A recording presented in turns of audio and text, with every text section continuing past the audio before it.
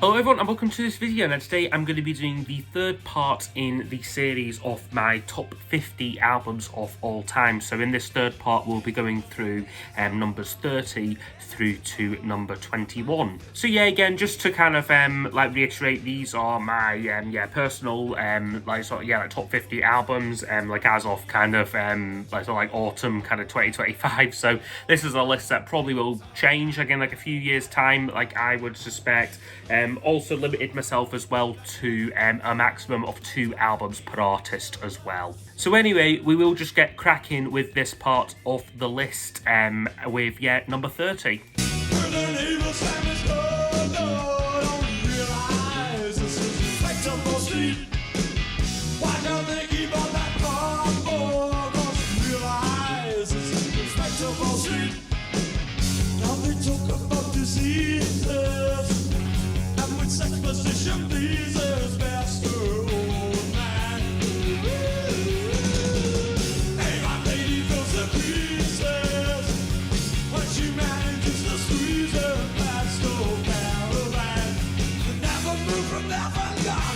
Which number 30 I'm going for is Black Sea by XTC, which I will just take it out off this kind of sleeve here like that, like original copies came in. So this is the cover that probably most people will be familiar with here. And this is just a brilliant album. This was XTC's 4th studio album.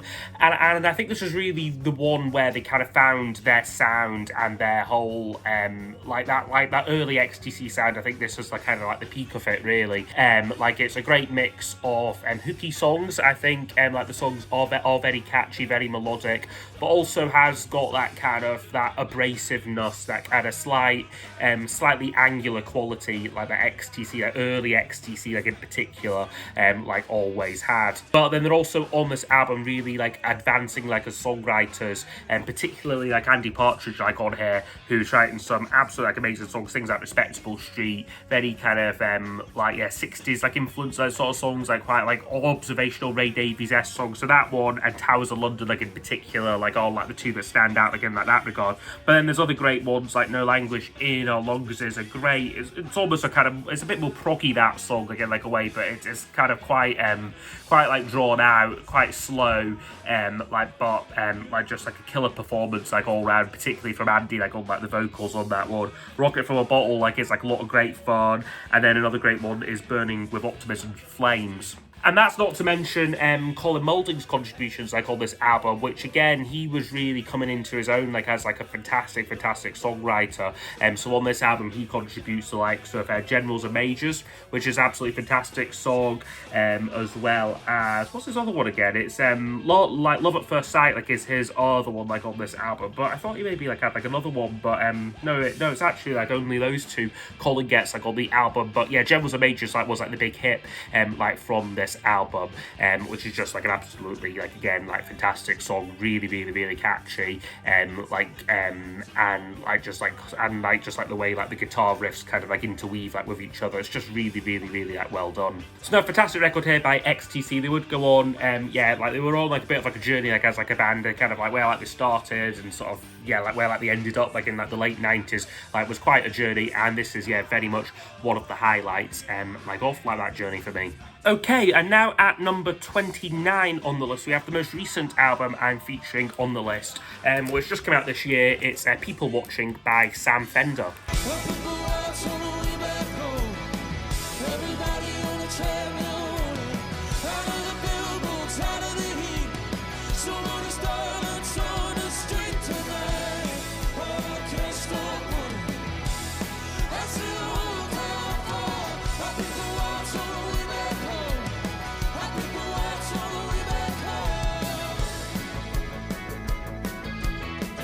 So Sam Fender has probably quickly become my favourite kind of current artist, I would say, who's releasing music and is been really successful at it. Definitely this year, he's kind of broken through, I'd say, an even wider audience than he already had, kind of thing, with this album also garnering a lot of critical praise as well, winning this year's Mercury Prize. And I think it's very well deserved, because music on it is just absolutely fantastic. The songs are they're the real mix of kind of quite euphoric kind of stadium ready songs, but also songs which do just take their time to really grow and develop. So things like, yeah, like Wild Long Lilac is like a highlight like on here for me. But again, it's a song that just really takes its time. I think it's about 6 minutes, that song, but it just it's just like a real epic. Like, as is the likes of like Crumbling Empire, even People Watching as well. Like, as like a song goes through like a lot of like different kind of stages and changes, and is like really, really well done. He's a great songwriter as well, Sam Fender, writing about his kind of hometown and sort of like the people he knew and sort of like grow up with. Yeah, like I think the songs are really, really well done. They're sung from the heart. You can really feel like his emotion like on like some of these songs, particularly ones like TV Dinner, Arm's Length as well. Rain Me In, like, so like Rain Me In like is like another favourite of mine. So yeah, definitely for me, Sam Fender's best album here. Like, I know like a lot of fans do slightly prefer some of like his older stuff perhaps, but I think he really has just reached his stride like with this album. And yeah, it will be very interesting to see like what he does next. Okay, number 28 on my list, we've got Tom Petty album here, which is Wildflowers. Rescue me when I go down. If I stay too long in troubled town. Oh, yeah. You wreck me, baby. Yeah, you break me in two. But you move me, honey. Yes, you do. This, I think, is probably song for song Tom Petty's best work here, like I would say. I think it's just it's a great collection of songs. I think firstly, like, they're like a lot of these are quite acoustic based tracks, so things like Wildflowers, Time to Move On, Only a Broken Heart. Like, there's a lot of good songs there that you can just play on like an acoustic guitar, which I think a lot of other Tom Petty's albums were quite well produced, like whether it be the Jeff Lynne productions of like Full Moon Fever and Into the Great Wide Open, or even like the earlier Jimmy Iovine productions. They were very much like kind of radio friendly kind of like productions. This one here though, Rick Rubin on this album very much just strips everything back and really just lets like the songs like do the talking. So there's those like acoustic ones like I mentioned there, but there's also just some great rockers like on here like as well. I think this album was a kind of like quite a liberating record for Tom. He could kind of use anyone he wanted, although on many of these songs it ends up just being the Heartbreakers, albeit with a new drummer, this guy Steve Ferroni, like, who does a really great job like on this album. But Mike Campbell's on here, Ben Montenge's on here, so so like again, it is essentially like a Heartbreakers album, and they really show their chops on songs like You Wreck Me, like You Don't Know How, It Feels Like It's another great one, Hard on Me, and then that's some other great tracks towards the end of the album, which just thought like was just a quite sprawling song. So things like Crawling Back to You, House in the Woods, like, is like a great kind of like southern kind of rocker, like, I think. And then like another favourite of mine is like A Higher Place. Really, really great stuff there. So yeah, fantastic record here by Tom Petty. It's quite a long album, this. I think it's 15 tracks like on here, but it's pretty consistently good throughout, like I would say. And yeah, there's some absolutely killer tracks like on here like as well, like some of them, yeah, Tom Petty's like all-time like best work. Next up now at number 27, we have got Kate Bush and the album The Hounds of Love here. But every time it rains, you're here in my head, like the sun coming out. Ooh, I just know that something good is gonna happen. I don't know when, but just say I could even make it happen. This is just an absolutely magnificent album. Again, I'm not a massive Kate Bush fan overall. Like some of like her other albums, I think are a bit they range from like a bit difficult, things like The Dreaming, to ones that just aren't that consistently good throughout. Like I say, like sort of like her earlier stuff. But this album, just everything falls into place like on here, like for me. So the first side is all the singles. So you get Running Up That Hill, Hounds of Love, The Big Sky is a really underrated track for me, and then Cloud Busting as well. a really amazing song. I love the kind of cellos on that one. It's just a really kind of driving song, full of tension, and just really like works wonders. And then the whole second side is this kind of suite of songs called The Ninth Wave, which again like I don't love everything like on it. So things like The Jigger Life and maybe not crazy about, but again it's just such a visionary kind of side of music. Like I'd say, like the way it all just kind of flows together really tells a story about this kind of woman who's sort of stranded out like at sea. So things like like And Dream of Sheep's just a gorgeous song. Under Ice has got this again great sort of like atmosphere and tension to it. It's even though it is all just audio, and it is all just audio, like there's like it really paints a picture like in like your head, like kind of thing, like of like what's like kind of like going on like on like the Ninth Wave. And then like the last two tracks for me are amazing, Hello Earth, and then like The Morning Fog is just such a satisfying closer like to the album. So Hounds of Love here, just an absolutely fantastic piece of work. I'd say universally like is recognised, like I'd say like as Kate Bush's best album, and rightfully so, because it is really brilliant. Okay, next up now at number 26 we have got Pulp and the album Different Class. Oh, Deborah, do you recall? Your house was very small, with wood chip on the wall. When I came round to call, you didn't notice me at all. And I said, let's all meet up in the year 2000. Won't be strange when we're all fully grown. Be there 2 o'clock at a fountain down the road.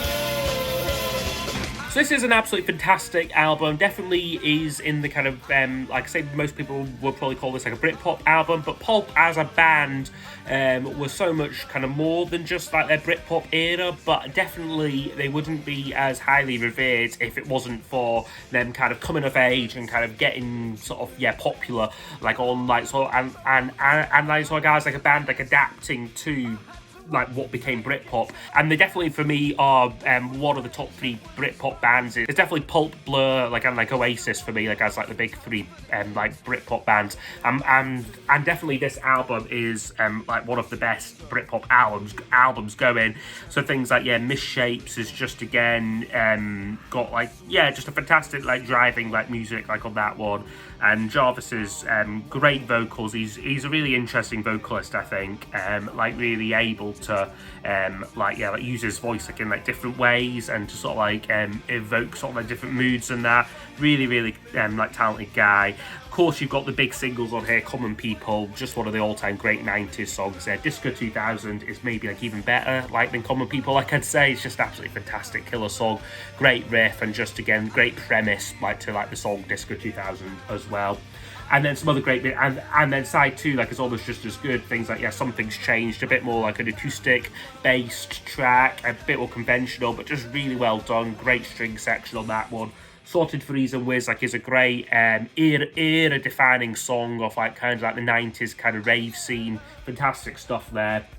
And then like closing off with things like Underwear, Monday Morning, Bar Italia, and like some slightly slower songs, but again just a really well constructed, well sequenced album, I think, that actually does like keep like your interest. It doesn't sort of pile all of the singles like onto side 1. It just kind of it's kind of, you get some more dramatic songs and then like a slightly more conventional radio friendly sort of song like as well.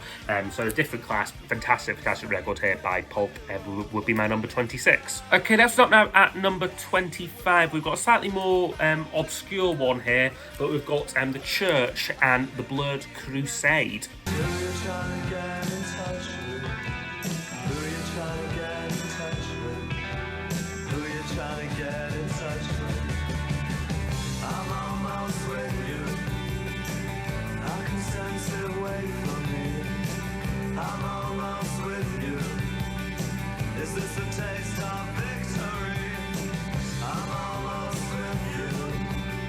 Church are a fantastic Australian band from the kind of like the 80s into the 90s, and they're still going to this day, although I think it's very much a kind of different lineup. It's kind of just the guy, Steve Kilby, who was their kind of main like lead singer and bass player.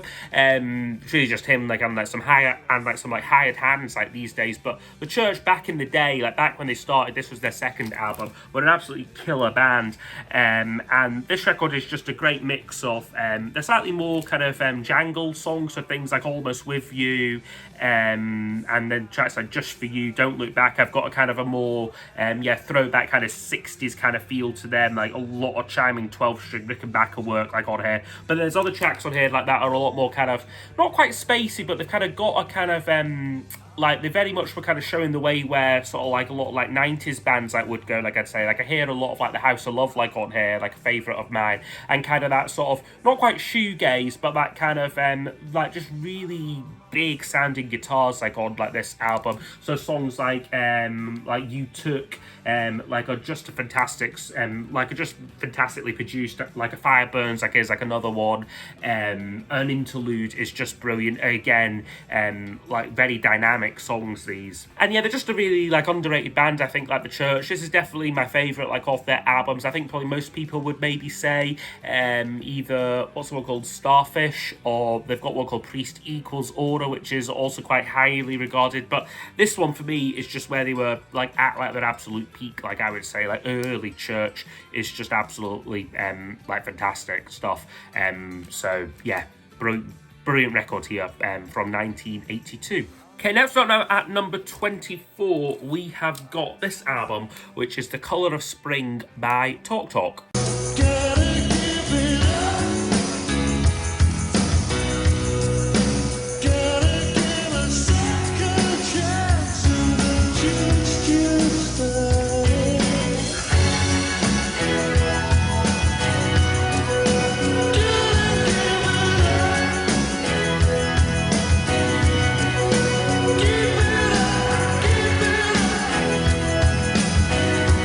Talk Talk again are one of the sort of big, most influential acts like off like the 1980s, like I would say. They went on again such a musical journey, but this one very much was their kind of midpoint like off like their career. They had two albums before this, which were a lot more kind of synth pop adjacent kind of like material, and then two albums after this, which were a lot more kind of minimalistic, quite like not difficult albums, but you very much had to be like in like the mood to like appreciate Spirit of Eden and Laughing Stock. But this album, which came out right in the middle of their career, 1986, is just a perfect blend like of like the two, like I would say. You've got like tracks like on here which are poppy, they're quite catchy songs, so things like like Life's What You Make It, Living in Another World, Give It Up like is like another one which again is again quite dramatic songs these like as well.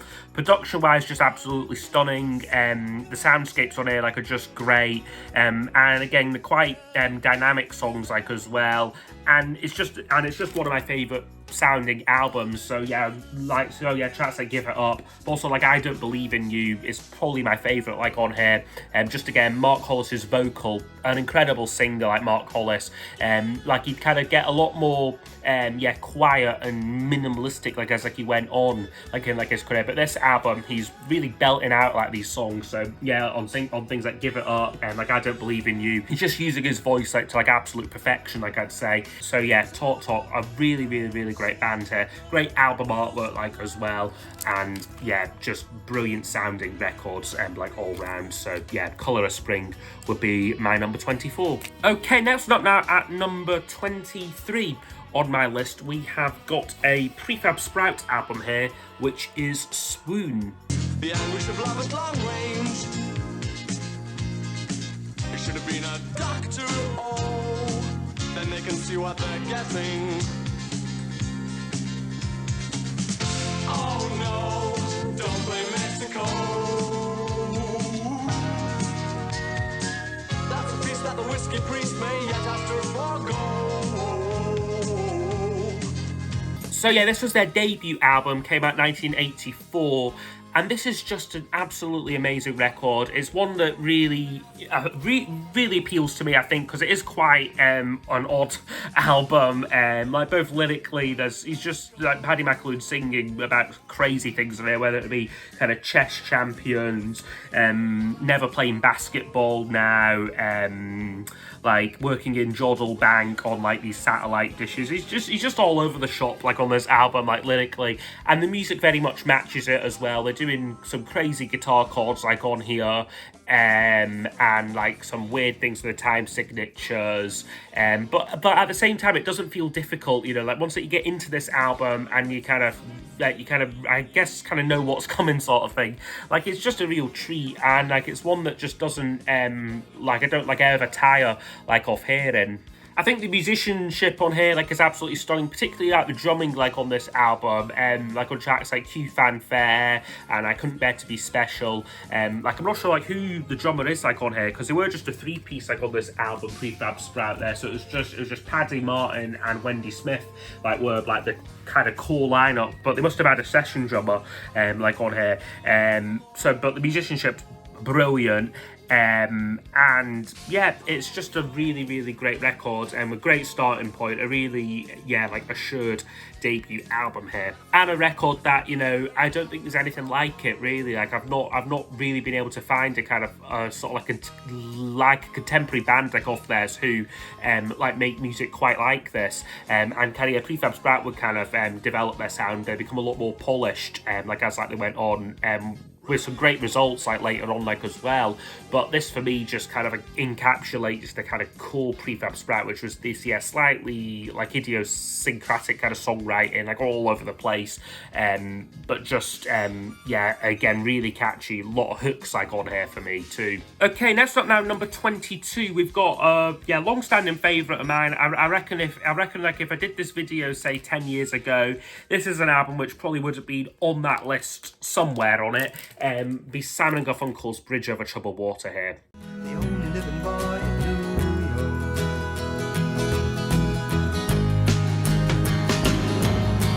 Half of the time we're gone, we don't know where, and we don't know where. Which is a kind of nostalgic pick, like I suppose for me, but it is a great record though. Again, song for song, just an amazing album. So yeah, Bridge Over Troubled Water, like as a song, maybe you overheard it a little bit, but at the same time, it is a great performance, like kind of vocally, and like it's a great example of restraint like in music as well. You know, it's just kind of like the first two verses are just piano and Art Garfunkel, and then it's on the last verse where the string section comes in, the big drums come in, and it just becomes like one of like the all-time great songs there.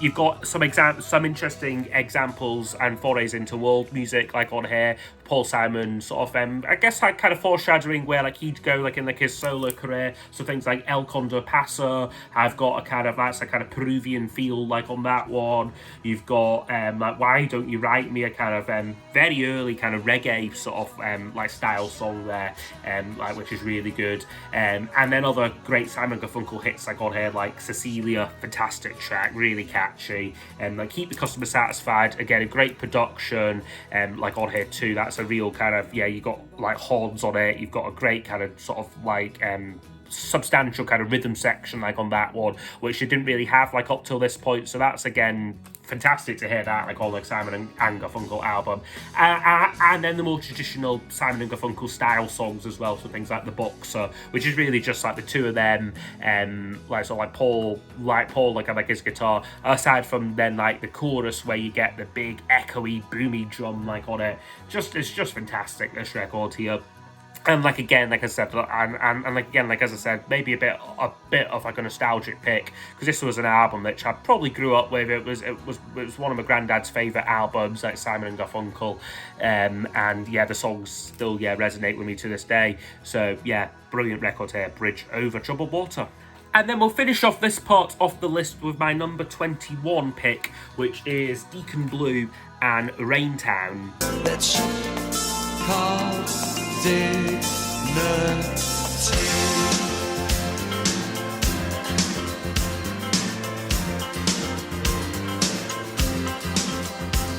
And I'm telling this story in a faraway down racket and reading Maynard Keynes. And I'm thinking about home and all that that means, and a place in the winter for dignity. Which is another classic debut album for me. A great example of a band that just came fully formed and then almost would kind of struggle, I think, like in a way to kind of replicate the kind of brilliance like of this album. I mean, like as good as some of like their other albums are, this very much is their peak for me. And it just holds it. I think it really holds together well, like as a whole album. It's not a concept album really, but it definitely has a kind of themes of kind of sort of like working class life, like in Scotland, and sort of like like themes of work and kind of needing to sort of travel for work and sort of having dreams about being like elsewhere kind of thing. So yeah, it's got a kind of threads. It's got like a few threads like running through it, and kind of little bits that kind of reprise and that like as like it goes on. So like it's a really well constructed album. But the songs are really like what makes it for me. Like the whole of the first side is just brilliant. Like from like the dramatic like Raintown like opening track, or like like Born in the Storm goes into Raintown. Just a great pairing there. Ragman I think is a really like underrated song. Doesn't really get talked about much, but that's a great song again. It's got some great kind of, I'm not sure like if it's like a slap bass or like what's going on there, but that's great. He Looks Like Spencer Tracy Now, a really a bit like of like a slower song there, but fantastic lyrics about a guy, I forget his name, but he was basically a kind of photographer while they were testing out the atom bomb sort of thing. And yeah, it's just about that, and like kind of like he sort of like mentions like Oppenheimer, like an Einstein in it like as well. Just a really great piece of songwriting, loaded, brilliant song. One of my favorite Deacon Blue tracks. And then side 2 doesn't let up. It kind of, you got Chocolate Girl and Dignity like as like the first 2 tracks like on side 2. So yeah, just as a whole album, it really works together like so well. And then like Time to Be Blamed like is a brilliant closer, just really wraps up things really well. Great guitar solo on that one. So Deacon Blue here, right out the gates with a brilliant record, and yeah, one of the all-time great Scottish albums. So yeah, that has been me there, done my the third part there on my top 50 albums of all time. So yes, I hope you have enjoyed, and hope you can join me for the second to last part that I'll be doing hopefully soon, where I go through from number 20 through to number 11. But yes, I hope you have enjoyed, and I'll see you all next time for the next video. Goodbye.